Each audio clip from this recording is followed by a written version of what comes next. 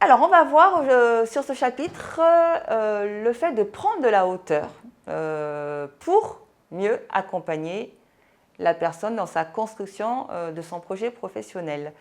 Effectivement, vous allez avoir des personnes, des situations qui ne sont pas toujours simples, des situations qui des fois évoluent et puis d'un coup ça stagne pendant des semaines, voire des mois.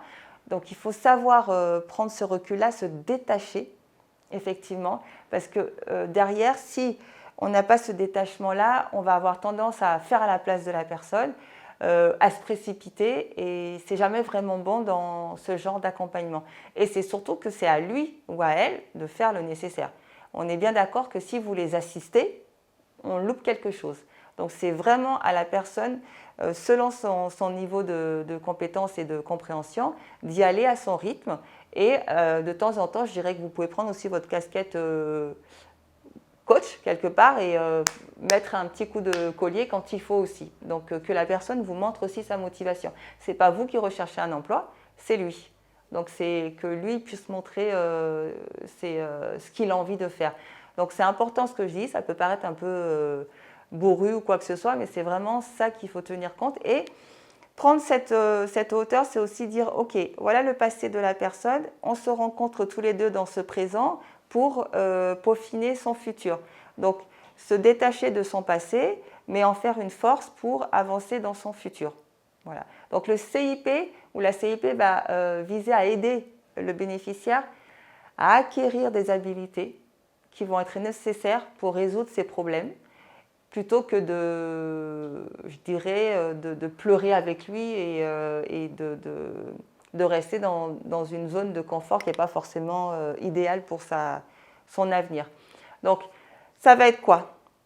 On va s'appuyer sur les valeurs de la personne, puisqu'on a tout élaboré en amont. On sait ce qu'elle veut, la personne sait ce qu'elle veut, la personne sait où elle veut aller, mais elle ne sait peut-être pas comment. Et c'est là où nous, on va être force de proposition.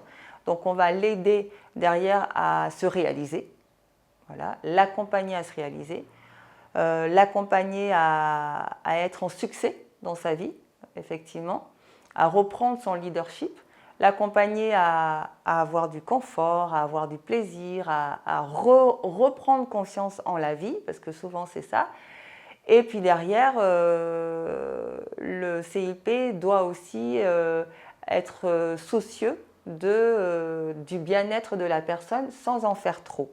Donc vraiment, c'est vraiment l'idée petit à petit, comme un enfant je prends l'exemple, mais un enfant va être accompagné pour apprendre à marcher et à devenir autonome. Et ben, on y va pas à pas, on ne marchera jamais à sa place, donc on y va pas à pas pour qu'à un moment donné, il soit autonome et fier de l'être et qu'il se réalise. Je vais reciter Carl Rogers, que j'ai déjà cité dans d'autres cours, où on est dans cette considération positive inconditionnelle. Alors, qu'est-ce que ça veut dire? Peu importe ce que la personne a vécu, peu importe ce qu'elle a fait, bien ou mal, on n'est pas juge. Donc, on se rencontre à ce moment-là et on avance ensemble. La compréhension empathique, pareil, on est à l'écoute active, on n'est en rien responsable de ce qui lui arrive, mais on peut aussi comprendre ses difficultés. Et puis la congruence, c'est je pense, je dis et je fais. Et je suis alignée avec tout ça. Donc je fais ce que je dis, je pense que je fais. Vous voyez l'idée? On mélange tout ça, mais on est aligné. Et quand on ne sait pas, on ne sait pas. Et je vous invite à dire à la personne, je ne sais pas pour l'instant, ou j'ai une vague idée, mais je vais me renseigner et je reviens vers vous. C'est on va dire, plus facile pour vous de ne pas assumer des choses qui ne vous appartiennent pas. Donc cette congruence et l'authenticité sont aussi demandées à l'usager. Plus vous le serez, plus il le sera. Hein, c'est des énergies qu'on se transmet. Merci pour ce cours et puis bon QCM.